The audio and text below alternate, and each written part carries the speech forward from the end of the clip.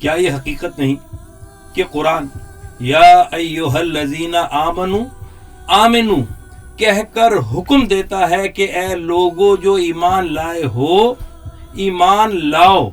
हैरत है कि ईमान लाने के दावेदारों को दोबारा ईमान लाने का हुक्म दिया जा रहा है। क्यों? इसलिए कि कुरान ईमानियात का मंबा है। इंसान कुरान की पहली आयत समझकर चाहे तो मोमिन और मुस्लिम हो जाए या फिर इनकार करके काफिर। वो जितना कुरान समझता जाता है उतना ही ईमान में आगे बढ़ता जाता है। मगर वो जिसने कभी कुरान समझकर पढ़ा ही नहीं, तो वो तो अपने बाप दादा के विरासती अकायद पर ही होगा ना। क्या ऐसा नहीं है? यकीनन ऐसा है। तो फिर ऐसा क्यों है? जरा सोचें तो।